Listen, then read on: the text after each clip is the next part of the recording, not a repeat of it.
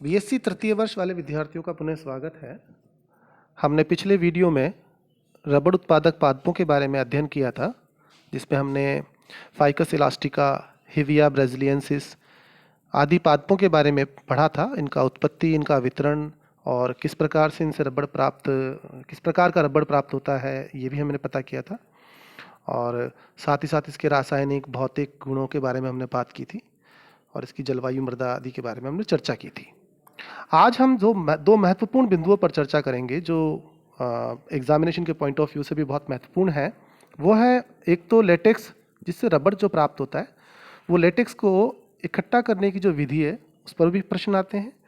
साथ ही साथ जो इसका रबड़, लेटेक्स को रबड़ में बदलना और रबड़ को उच्च गुणवत्ता वाले रबड़ में बदलने के लिए वल्कनीकरण की जो प्रक्रिया होती है, उसके बारे में भी हम इस वीडियो के माध्यम से चर्चा करेंगे। तो हम शुरू करते हैं। देखिए, ये बात आपको पता होनी चाहिए कि रबड़ जो प्राप्त होता है वो प्राकृतिक रबड़ की बात कर रहा हूँ मैं यहाँ पर। जो प्राकृतिक रबड़ है वो प्राप्त होता है लेटेक्स से। लेटेक्स हिविया ब्राज़िलियेंसिस से भी निकलता है, लेटेक्स फाइकस इलास्टिका से भी निकलता है।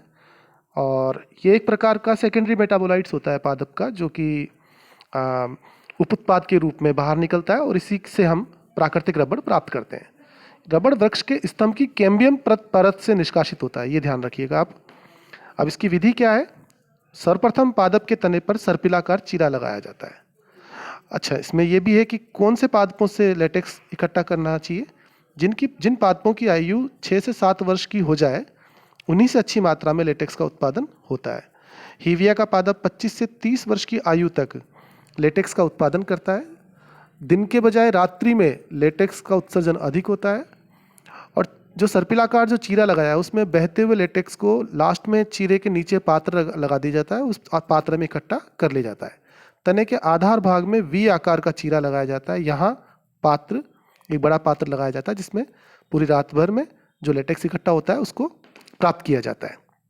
ये मैंने डायग्राम में भी बता रखा है आपको कि सर्पिलाकार आकृति में भी है। इसके ऊपर भी छोटे छोटे पात्र लगा दिए जाते हैं और अंत में एक बड़ा पात्र लगाते हैं। तो समय समय पर इन चीरों को गहरा करके लेटेक्स को और दोबारा भी प्राप्त किया जा सकता है। जैसे थोड़ा सा एक बार रात में निकल गया तो फिर उसके बाद एक बार और चीरा लगा दो उसमें, उन्हीं चीरों में ही, तो लेटेक्स फिर से निकलने लग जाता है।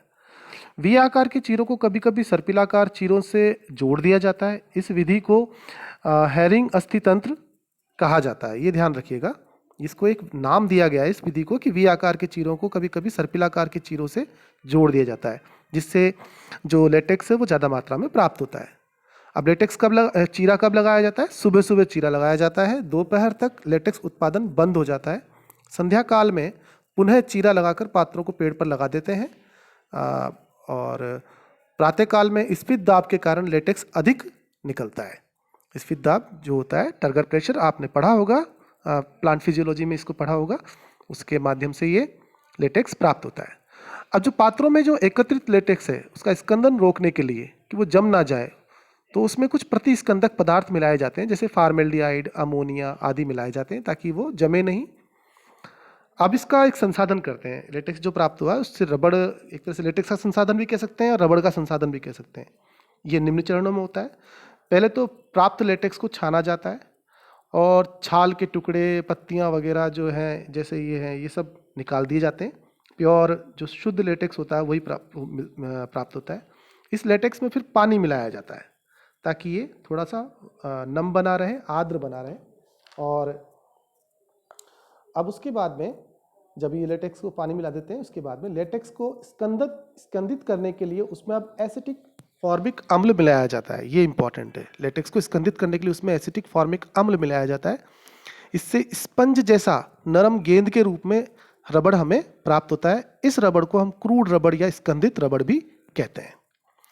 इसे बड़े बड़े रोलर के अंदर दबाया जाता है, जिससे इसमें जो पानी हमने जो रखा था, पानी मिलाया था इसमें, वो पानी का निष्कासन हो जाता है। अब इसे क्रीप रबड़ कहते हैं।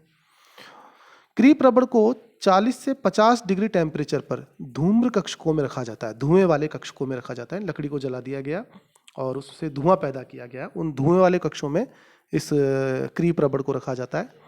तो ये थोड़ा काला रंग का हो जाता है और थोड़ा सा डार्क कलर का हो जाता है, थोड़ा और मजबूत हो जाता है।